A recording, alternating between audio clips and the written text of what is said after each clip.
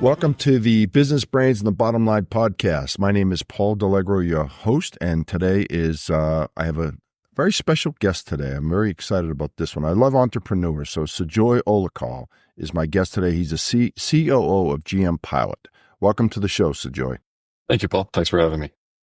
Yeah, so, again, I'm always... I've never been much of an entrepreneur of starting things on my own. I'm kind of I tell you, give me a script, I'm great at it, but if you give me a blank page, I may struggle. So, I know you're an entrepreneur. You've got a startup called GM Pilot. Tell me a little bit about that and how you got started. Sure, absolutely. So, yeah, I'm an entrepreneur, kind of forced into it. Had a career change happen and found myself realizing that I wanted to actually build stuff on my own and not take direction from people. But anyway, with the GM Pilot, there was a problem that I saw as a CIO in the restaurant industry, which I've been in for about 12 years now, where the software companies that I advise, and I'm part of their advisory board too, they're making very sophisticated products and they need very sophisticated users on the other end to make it successful. What's been going on in the restaurant industry at the same time is that the age and tenure of the employees that become general managers has been going in the opposite direction. So if you got younger and younger managers, right? Yeah, getting younger, roughly average, I think, is roughly about 25 years old. Wow. And they have a tenure about 18 months. When I got started, it was very different. And because of that, you could add more sophistication and complexity onto their workload, because for them it was a career track, and that's not the case anymore. However, in a more competitive landscape than it's ever been, you need tools that have sophisticated capabilities, but then you don't have the people, aka the pilots, sure, to be able to fly those things properly. So with that, I saw these things are going in the opposite direction, and someone's got to do something about it. So, took a bit of time for me to figure it out, but I finally decided to jump in and start doing something actively to solve that. What was the main problem you were trying to solve? And I get it with the age thing. That makes sense. Inexperienced people managing a crew and all that. But what was the main thing you were focusing on? Main thing is that the software takes a lot of training. Sometimes it can take about 6 months to learn a couple different systems that you have to learn. Labor management is one of the most critical functions of a general manager. Labor typically accounts for roughly 30% of the cost of a restaurant. The other 30% is in food cost. Together, they roughly are what we call prime cost. They're the two driving costs that really are controllable by the general manager that's running the business, and that within those four walls. All the other costs like rent and electricity, they're all fixed, and they're not things that the GM can change. Now, we're talking about chain restaurants with hundreds and thousands of locations. It's really for that world. So the GM, their responsibility is to hire staff, train them, put them in place, manage according to what their sales forecast looks like. So you have enough people on hand when it's going to be busy, and less people when you're not busy and you're not really bringing in the revenue. That takes some planning. That takes some effort. Order of magnitude, it can take a good GM upwards of like 4 hours to manage like a 90-person team to figure out how to put 30 people in the right place at the right time with all their skill sets, availability, etc. And would that be 4 hours a week? You're saying 4 hours a week, the average. Yep. Okay. Yeah, it's that 4 hours came to me from one of the quick serve chicken folks. That was how long it takes them. Now, in theory, you could do it within an hour, and I think some really good managers get it done within 2. But most managers and most buildings are way too busy, so they probably only have about 15 minutes to do this. And what they end up doing is they just copy and paste the schedule from last week, which they have to get the schedule out on time, otherwise no one's going to show up. And if they don't get it out on time, they have no staff, and you don't have a business. But to do it well, it can take a full hour if you're sitting down and doing it. Now, that GM is not sitting in a closed office where their mind is cleansed of everything else. They've got still people bugging them for keys. Guests are still in the building. There's still activity going around all around them. So they're constantly getting distracted. Now, that's just one of many, many things they have to do. But like I said earlier, Right. since it is a part of your prime cost, it's a very critical deciding factor in how much profit you can see at the end of the day. And this, I gotta guess, this has always been a big problem for restaurants, right? It's The staffing. Staffing's always been a problem. I think I've been around it for about 12 years. Been funding companies that build the software, been advising companies that build the software, been deploying the software. But it's always been great. We found a great technology solution, but just like anything else, there's a training cycle, there's an adoption cycle, and a stability cycle. All that can take 18 some odd months from the time you roll out a new platform. With this, it's like, well, if we can outsource some of those functions to GM Pilot, then now we can cut down the training cycle and really start to get the value out of a platform that we have or a new platform that we just picked up. Nice. So that's the problem, right? That was you identify the problem and you have a solution to address that problem. So what are the mechanics of it? How does it operate? Like once you have the solution in place, how does it work? So what we do is we essentially look and feel like another user in the environment. So you have your general manager, but then you have a GM Pilot.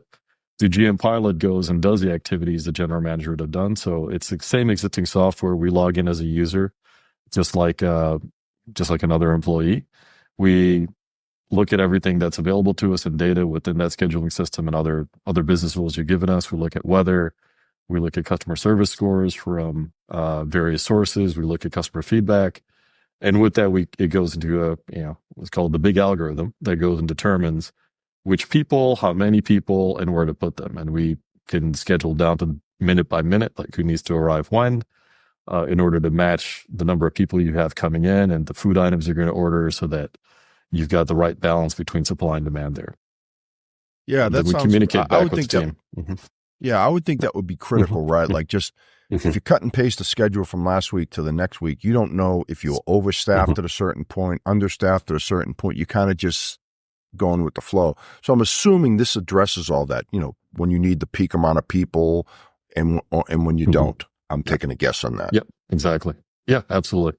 I think the best that we've been able to do in the past is look and say, here's how much we expect to sell for the whole day. But asking a human being to sit down and go, look back and see exactly when those dollars came in. And when those dollars come in, you need to put bodies against it. And that's a tedious amount of work for anybody to go do. And frankly, nobody does it. It's like if anyone did do that, they would be full-time employed just doing that and not talking to their team members and talking to the guests. Nice. So you put this in place and it automatically spits out the schedule for everybody once everyone's input. How does that work? So we communicate with the employees to make sure that they've updated their availability to let us know if they're taking some time off or if they need to change their schedule. So once the employees have inputted all their availability, now it's working with existing software. So whatever scheduling system that the restaurant already runs, we're running with it to its best of the ability. So we'll communicate with the team members, remind them they need to do their part to update their availability. And then once all that's available, then we go into a cycle of planning. We execute that planning. What normally, like I said, would take about a human up to 4 hours, we do within 10 minutes. We produce that. Nice. Obviously, we do that across thousands of locations simultaneously. And then we present that to the GM and say, hey, this is what we produce. This is our plan for the upcoming weeks. Add anything you know. For example, if you know that the local baseball team is going into the playoffs and you expect a run of people to come in, then add staff accordingly, right? Because you need to adjust for those. But anything that we can look at from historical data and recent trends and productivity, we use that to make decisions on how many people to put in. Now, once it's there, No, I'll just say, so the local GM has the final look-see to just say, okay, this makes sense, all looks good. But you're right. If we know that Thursday we've got a big party coming in for whatever reason, they can adjust. They can adjust, right? And then at that point, whether they do it or not, in most cases, their clients, they expect us to publish it. whether the GM Yep. approves or not, because there's penalties in certain states. If you don't publish a schedule on time, then you're penalized financially for Yeah. not doing so. So we Yep. Makes make sure it sense. goes out on time. Yeah. So what type of return do these folks get on this? I mean, I don't expect to get into actual hard numbers here, but they buy a solution, it costs X. Mhm. What is the ROI on that on For us, we're average? seeing on average, some of our clients are lifting their profitability by 5%. So when you're talking a few $1 million in a building and lifting up by 5%, that's just per building. So you can Yeah. do that math and see how much value comes across from it. Oh, very nice. Yeah. Plus, I'm sure the GMs are a lot happier too. Yeah, GMs, even the great ones, I have not yet found somebody that says they love doing this task because it is really tedious. It's really Yeah. involved. Even when I sit down to do it myself manually, I'm like, it is a beatdown to do this part of the job. I'll do anything else. I'll cut onions before I'd want to sit down and build the most optimal schedule. Yeah. Yeah. So let me ask, what's the biggest objection you hear when you present to an organization that has 100 restaurants or 50, whatever it might be? What would be their biggest objection? Because to me, this seems like a no-brainer. I've been in sales for, a lot of years here, and normally when you see a no-brainer, that's really a no-brainer, and someone says no, you always scratch your head. Really, we'd never get no. It's just more of it's such a new concept to some folks, the idea that you're going to essentially outsource a function that's been, historically and traditionally been a responsibility of the general manager, that you're going to, instead of the traditional approach of, we'll just hire an assistant general manager, pay them 65, 100 grand a year, and we'll give them all the back office work that the GM doesn't want to do. Right. And that's typically Yeah. the answer that most people go with. Now, obviously, you do that, you get some other benefits. There's some, they could do inventory, physical things in the building that we couldn't do for you from outside the building. Right. However, we're obviously not that expensive and we go it immediately, but we're also tireless. We never forget to do our job. We do it, with extreme amount of mathematics that, Yep. that's just Consistency honestly, too. yeah, exactly. And so that part is different. And then for us, our engagement model, we come in and we'll do a free analysis. We'll look back at a couple of years worth of history of your time cards and punches, and really just identify where people have been kind of going off schedule. And that's just immediately, that's a 1% to 2% cost savings opportunity. And we identify it for you, give it to you. You could follow through yourself, or if you engage with us, then we'll automate that on a daily basis to keep an eye on it. Yeah. What type of pricing model do you have? We work And on again, found money. I don't. Yeah. What's that? Yeah.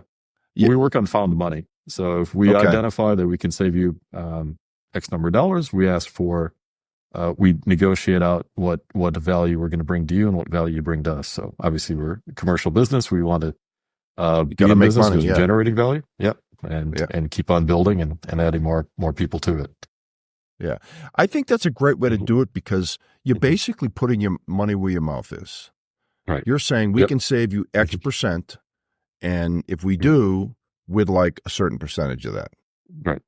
Yep, absolutely. And it's extremely cost effective because if you're going to try to do this and hire, a full-time individual to sit in every building, one, you wouldn't be able to sustain it. It's like you have a hard enough time finding people to work in your restaurant, but now you're going to have them sit around doing things that nobody wants to do.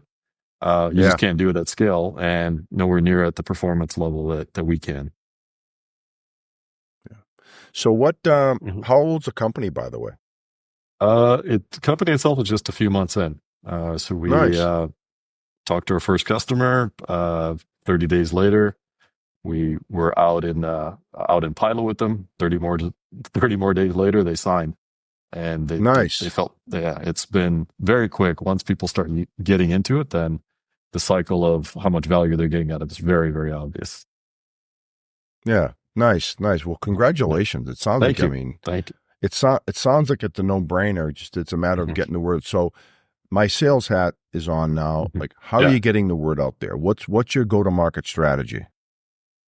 It's evolving. Let's just say that at the moment. Sure. My partner and I, we've both been in the industry. He's been in for about 30. I've been in for about 12.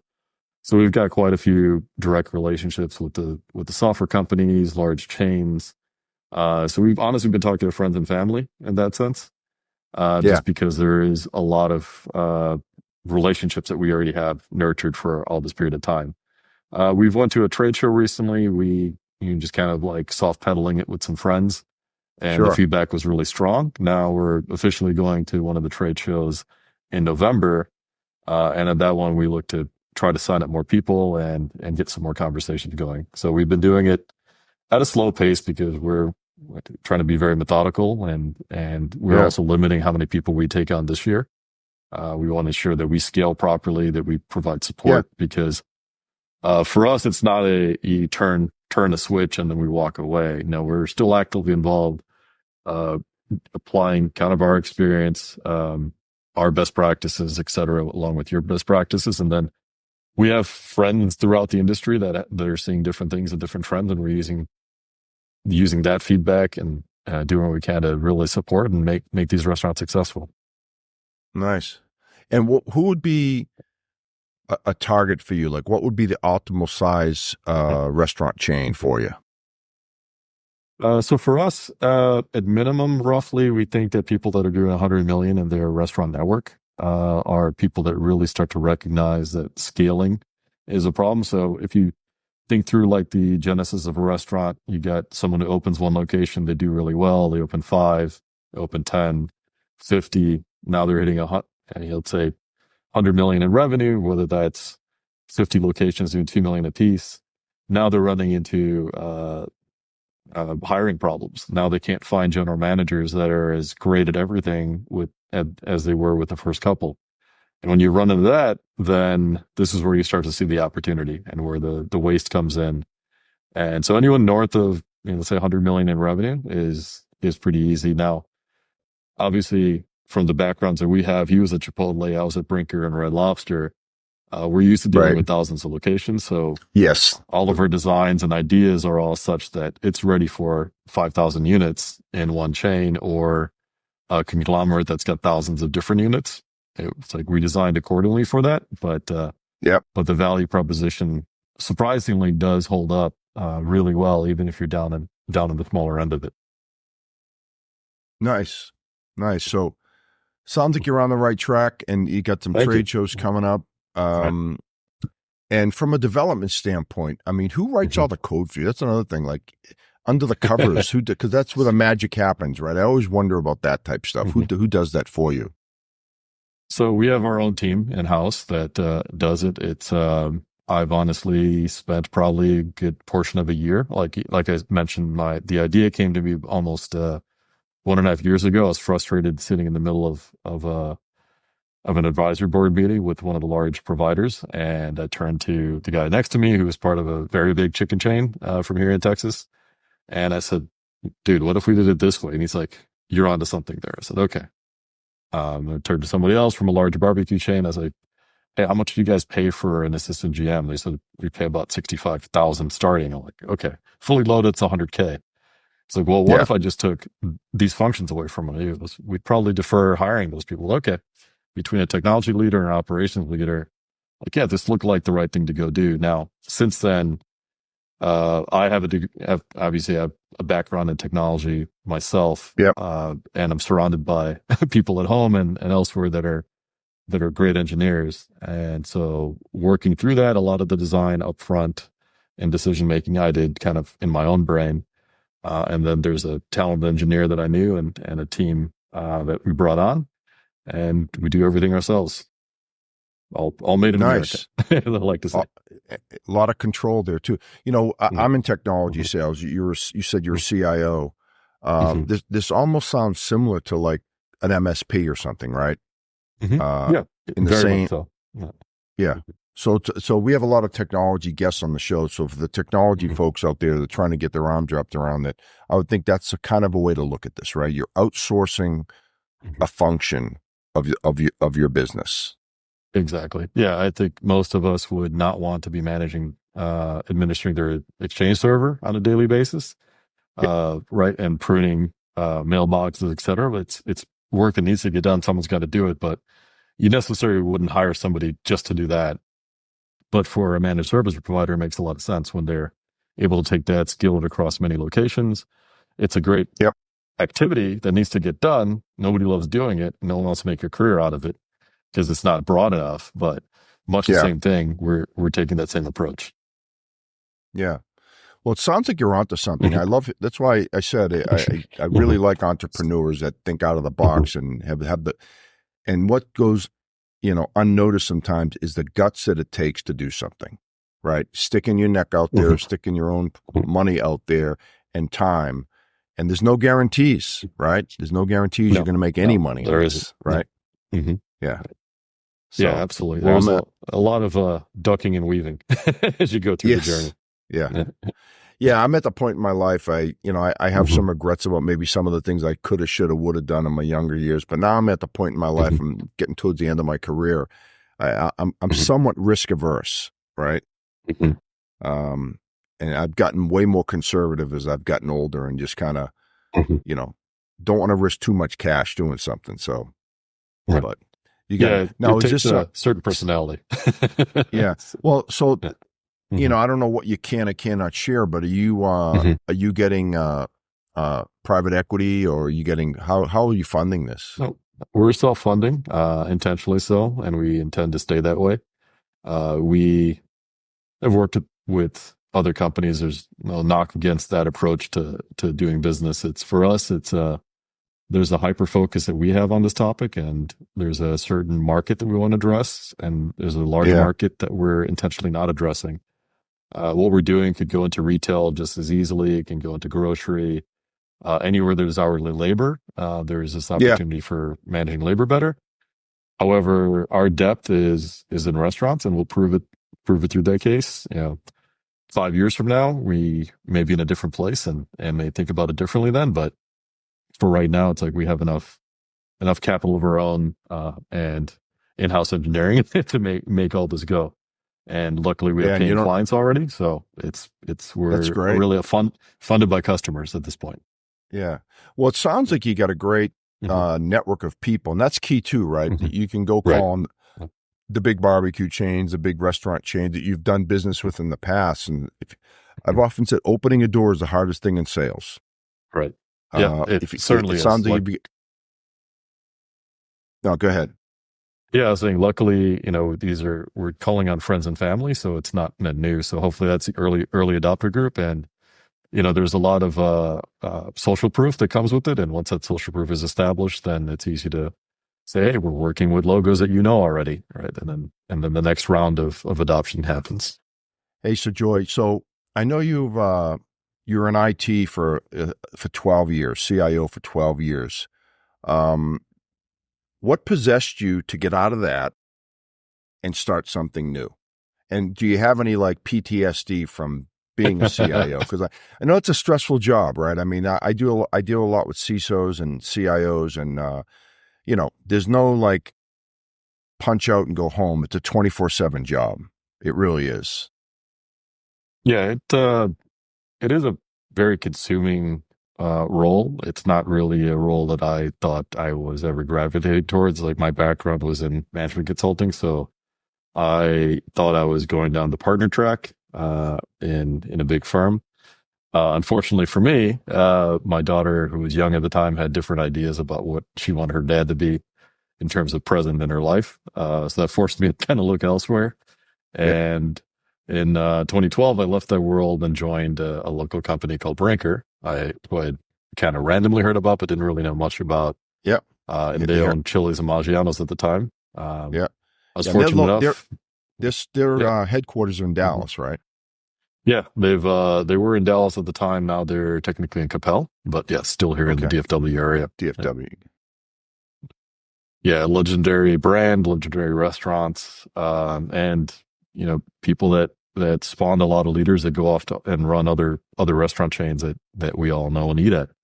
I was fortunate enough to meet Valerie Davison. She was the chief people officer there. IT reported to her. I begged her for a role that allowed me to not travel anymore. I said, I don't know anything about your restaurant industry at all. I've been in 6 other industries, never touched anything in retail or hospitality.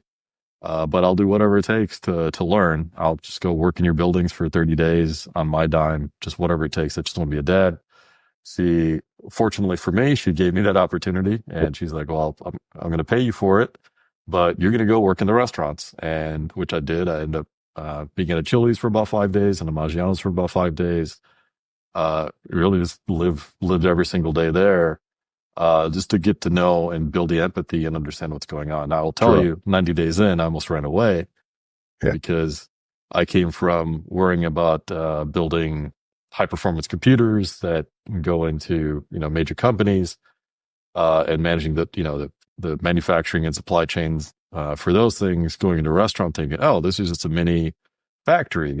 Raw material comes in, gets Right. semi-finished, finished good gets put together, and off it goes. It's like, yeah, I thought a hamburger was that simple to make, maybe in your own kitchen or your backyard, but at scale, it looks like it's organized chaos. It's kind of like watching an orchestra of people come together and execute on something just so well, and you're just amazed at what they do. And really, if you're in the back of the kitchen or if you're in the business, then you know what I'm talking about. Yeah. And it is it is impressive because you don't know who's going to show up for work. You don't know what kind of employee or what kind of guest you're going to get that day. You don't know what anyone's going to order, and you don't know what your suppliers are going to give you. They could give you a bunch of rotten Yeah. tomatoes that day, which means that you've got to send someone out to the local grocery to buy tomatoes, and then you got to worry about them getting back and not get into a car accident. So it spins out of control very, very quickly. And for my Uh, well So, organized brain at the time, it drove me nuts. Yeah. so you actually went into the restaurant and like wash dishes, bus tables, all that stuff. I cut a lot of avocados, so need party trick, have me over. I'll show you how we slice avocados. Yeah, those are good lessons for life, though. Like I always revert back to like I had an uncle from Italy. Then he was a mason, and I used to do that in the Mhm. summertime. And Right. quite honestly, that was the best lesson I had in life because it was such hard work, mixing concrete and blocks and bricks and mortar that I said to myself, I'm going to college because I'm not doing this the rest of my life. And later on in life, he's passed away, but his body was all broken down from the hard work for all those years. And Right. Yeah. again, lessons in life, like that was probably good lessons for you. Yeah, absolutely. It's like I said, 90 days in, I was pretty freaked out. I was ready to run away.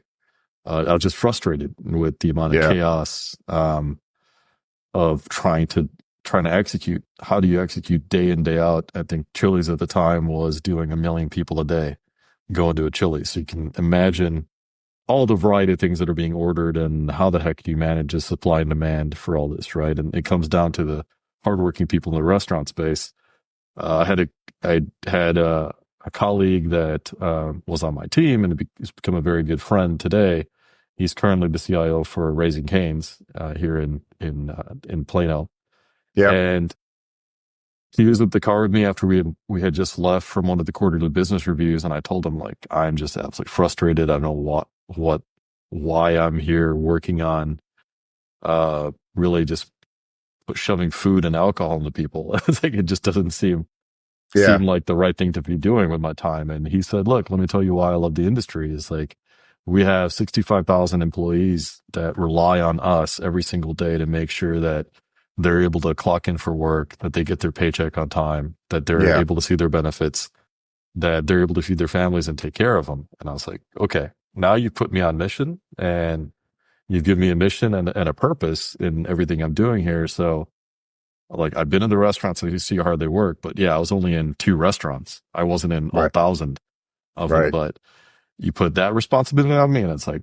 there's that old joke: if you want to make someone responsible, give them responsibility, right? And Yeah. for me, it became that, like, what can we do to help our employees, our team members, make sure they're well taken care of, so they can turn around and take care of the guests really well. And Nice. that, and also it became, hey, this is first time this is a product that I can actually share with family and friends, and they can come down and actually see what I'm a part of. Yeah. Whereas, like, hey, if you're not buying a supercomputer, then you really don't know what the heck I'm up to, Well, right? doesn't everyone buy supercomputers? I mean, go to I the wish grocery store. yeah. Yeah, that's funny. But So what you did know, you where did you go to mhm. school, by the way? I went to school in Chicago at university. It's a school called Illinois Institute of Technology. I was a major in electrical engineering. I thought I wanted to be a microprocessor designer, Yeah. but unfortunately, in that era, you needed, probably still today, you need a PhD, and I didn't have the means to continue on with education. Or But time. I mean, that's the thing. It just takes a yeah, lot of time. yeah, it's a lot of time, a lot of dedication. I mean, I loved it. I was an engineer for a bit of time with companies like US Robotics. So if you had a modem in the 90s, it probably came out of the factory where I was a test engineer building good old robots or testing buttons and switches on things. And then I was at Motorola, working on firmware for the radios that protect the secret, protect the president. So my Yeah, job was one thing. They said, yeah, one piece of code you're responsible for. That's the emergency button. If that button never fails when it's pushed, then the president dies. So that's your responsibility to make sure that I that was going to never say, happens. Yeah. talk about responsibility, right? Yeah, it was pretty heavy, right? I was like, I don't know, maybe 23 years old or something. I was like, oh, I'm writing code here that every first responder in the world relies on.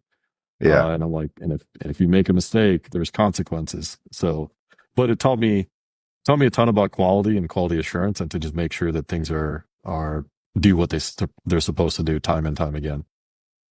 very nice. Well, that's awesome. Well, we do have a mutual friend, CAS of Tornrat. So, we're friends now. So, but I can't Yes, wait to same see the here. growth. I can't wait to see the growth. I'm Thank excited you. for you, and I know Sia is trying to plan an event where we get together, but look forward to Mhm. meeting you in person. Uh, Absolutely. anything else you'd like to say to the folks out there about being an entrepreneur and what you're trying to do and anything that you'd like to say? It's not for everybody. I think I have a great executive coach. And I've done a good psych profile on what makes me tick. And my partner, like we've had the same profile done. So we found that we naturally collaborate well. We didn't really know why, Yeah, but now after going through that process, we understand, methodically, like what he's great at, what I'm great at, where my weaknesses are, where his strengths are, and vice versa. And it makes for something collaborative and fun. So frankly, it's like I'm enjoying what I'm doing, and I'd probably be doing this if money was no object, I would be doing this anyway. yeah. No, I hear. Sounds like you're having fun with it. I mean, you can tell just by talking Mhm. to you. This is No, this is not work right now. It's fun. no, it's absolutely fun. Yeah, and I have no doubt that like when we talk in a year from now, your businesses are going to have grown, x-fold, and you're going to be. Just remember when you get really famous, will you? Just, I'll remember where I got my start on this podcast. there you go. Well, so Joy, if someone wanted to get in touch with you, how would they do that? You can find me at gmpilot.com. You can click the button and give your contact info, and we'll get going. Sounds good. Well, like I said, look forward to following your journey here. It's going to be Mhm. exciting, and Mhm. I'm sure you'll be doing great things in the next few years. Thank you, Paul. I appreciate that. All right. Well, I appreciate having you on the show, Joy, and Mhm. we'll be running into you soon. I'm pretty sure. Awesome. Look forward to it. All right, and that's a wrap for the Business Brains and the Bottom Line podcast. This is Paul Deligro signing off.